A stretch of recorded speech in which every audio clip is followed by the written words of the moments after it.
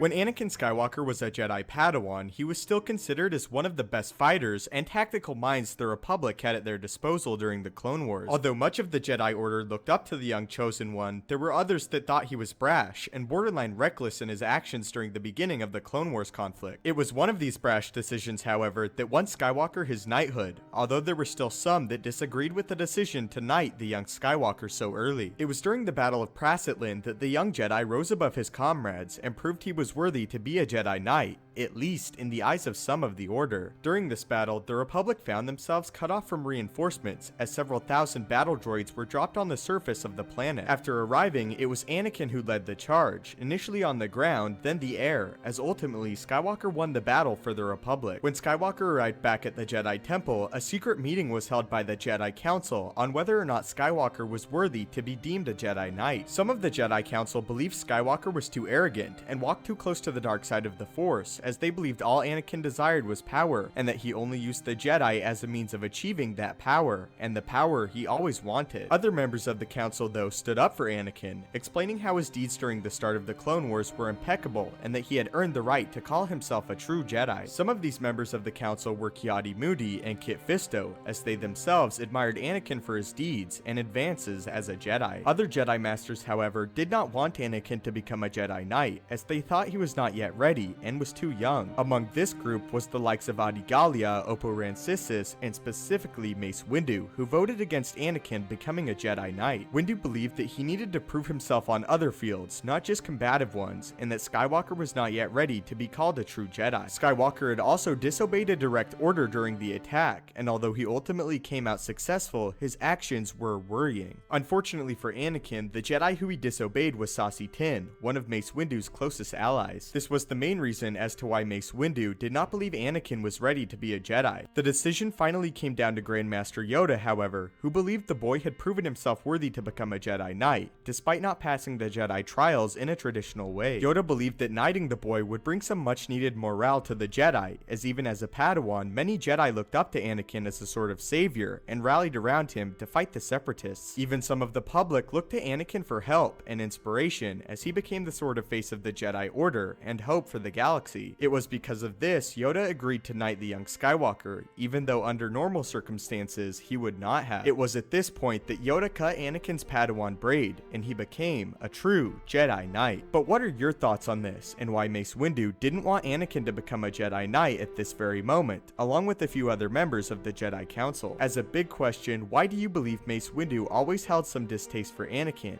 and why does it seem Mace attempted to undermine Anakin at every turn? I would love to hear all your insights on the relationship between Mace Windu and Anakin Skywalker in the comments down below. Thank you so much for making it to the end of the video. If you enjoyed and want to help the channel out, be sure to hit the like button. If you would like to see more Star Wars explanation videos and stay up to date with all the Star Wars news from The Last Jedi to Star Wars Rebels, hit that subscribe button. Also, be sure to turn on notifications to see everything as soon as it comes out, and to make sure that you become a living holocron today. If you would like to get in direct contact with me, follow me on Twitter, where we discuss all things Star Wars and debate with one another on the various topics concerning the universe. If you have any video ideas you want to see explored, leave them in the comments below the video, with hashtag suggestion at the end of your comment so I can find it better. If you do end up leaving a suggestion, I really appreciate it, and hope to one day make a full video dedicated to your question or suggested topic. Thanks again just for simply watching the video and your continued support on this Star Wars journey. May the Force be with you, and have a great day.